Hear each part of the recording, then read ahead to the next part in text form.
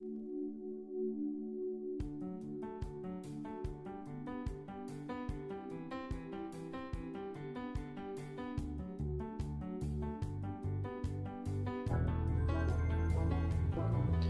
become a standard in our daily lives, and for some a product that they cannot live without: mobile phones. Since the beginning of the digital age, technology has advanced faster than anyone would have ever expected. The head office of Samsung, located in Seoul, employs thousands of people all work for Samsung. Samsung nowadays has a market share of more than 30%, and many people are that enthusiastic about Samsung mobile phones. Samsung getting more and more famous every day. But there is a side to Samsung which no one would have ever expected. And I can tell you in confidence that this side is not a good side. In the next minutes, you're about to discover the dark side of Samsung and its Galaxy S mobile phones and what the dramatic effects are on our daily life. Production of smartphones, you'll need some materials. Most smartphones consist of plastic, liquid crystal, nickel and cadmium, but sometimes even aluminum. These parts are mostly on the outside of the phone. Furthermore, fiberglass and epoxy resin are used for circuit boards. And of course copper. Copper is the main conductor in any electrical appliance. Gold, however, is also used in smartphones, though in small amounts. There can also be some materials in a smartphone that can be toxic when burned or heated, for example beryllium, mercury or lead. These are the reasons why mobile phones shouldn't be disposed in nature, but instead be recycled so that the materials won't harm nature. This accounts to all brands that produce cell phones, not only Samsung.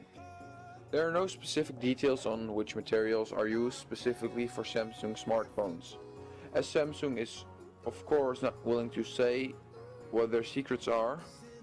There are no specific details on which materials are used specifically for Samsung smartphones, as Samsung of course is not willing to say what their secrets are. When Samsung has listed their materials, they can start designing the phone. Smartphones have to be able to do several things, not only texting and calling, but also WhatsApping, surfing, watching videos and gaming. Therefore, companies start by making a blueprint of the phone. This includes both the inner and outer workings and design of the phone, in which they step by step discuss every feature of the smartphone and in which way they have to design the phone so that all the features are included. Another aspect of designing a phone is the fact that the company has to be able to produce the phone using the machines and techniques that already exist, so that they don't have to invest too much money in new techniques and machinery. Otherwise they can, but won't produce and sell the phone because the price is too high.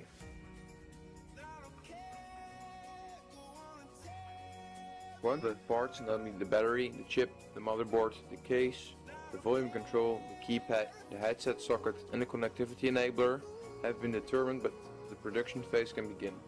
However, Samsung doesn't produce all of its parts on its own. For example, Samsung's Galaxy's operating system, Android, isn't designed by Samsung. Instead, Samsung bought a license of Google in which they are allowed to use the operating system Android.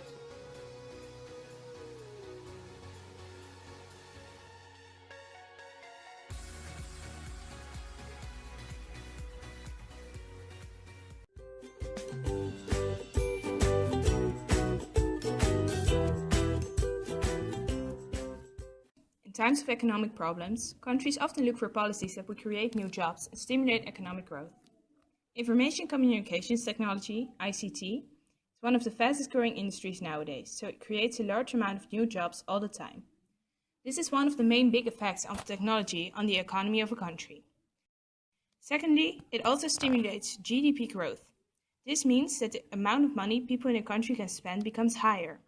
In China, the GDP has grown up to 3.4% due to the technological developments.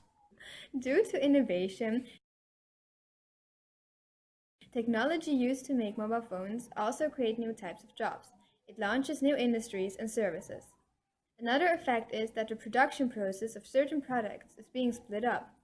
Different companies produce different parts of the product, in this way reducing the amount of work that is put into make one product, so the amount of money as well. This has a positive effect on the economy. Because of the new technology called the internet and new ways of communication, such as mobile phones, businesses now have more ways to reach their customers and make their company more well known. This increases the profit of these businesses, thus the economy of a country. Talking about Samsung itself, this company has a huge economic impact. The turnover of Samsung Electronics is 113.12 billion euros a year, and the company makes a profit of 9.41 billion euros. In 2013, this company provided jobs for 427,000 people.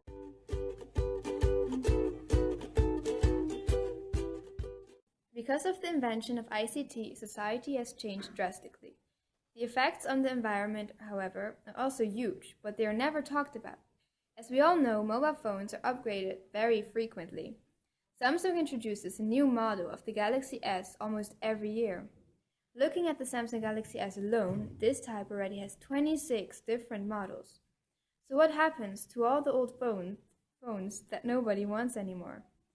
They are thrown away, disposed, creating a problem for the environment. This is because most mobile phones have components that require special treatment to minimize their impact on the environment. Mobile phones contain lots of toxic heavy metals, and when these get the chance to leak into the environment, this can have dramatic effects. Cadmium, a chemical used in the production process of Samsung mobile phones, is considered as the 7th most dangerous substance for human health. You might understand how dramatic the impact might be when these substances are not being disposed in the right way.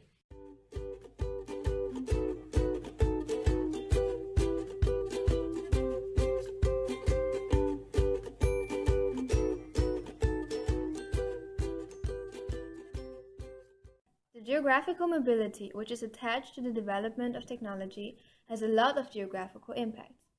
Because people look for better job opportunities, they often migrate to a different country. This causes the population in some places to decrease, while in other places it strongly increases. But better job opportunities is not the only reason people migrate. It also often happens because people in certain countries have knowledge about the technology that is needed in other countries. This is called knowledge migration, which refers to the migration of people because of information they want to distribute over the world. Take for example the country Japan. In this country, the knowledge about robots and other complicated technology is very high. This knowledge is highly wanted by other countries such as Western countries in Europe, but also in the United States. This is the reason that people from Japan might migrate to these countries. The company Samsung, for example, is a South Korean company. They have different locations distributed all over the globe. In this way, the knowledge from these different countries can be exchanged. However, the knowledge that is needed to produce and come up with new ideas for Samsung telephone models does often not come from the areas where Samsung is located, but from people from other countries. Our research team was curious on the reputation of Samsung and how people think about the company itself. Therefore, we asked a random Samsung smartphone user several questions about Samsung's smartphone. The first question we asked to this stranger was why he chose for the Galaxy smartphone. I thought it was a very cheap phone, and for the low price you got high quality, so that seemed very reasonable to me to buy it. Afterwards, we were wondering about his thoughts on Samsung and whether or not he could name something bad about the company. Well, now that you ask, I'm not really sure. I cannot think of something bad. Maybe they use child labor or something in the factories, but I don't think I can mention any bad things about them. I'm not really sure, I can't really name something. It's a normal reaction when people are asked to name something bad about Samsung.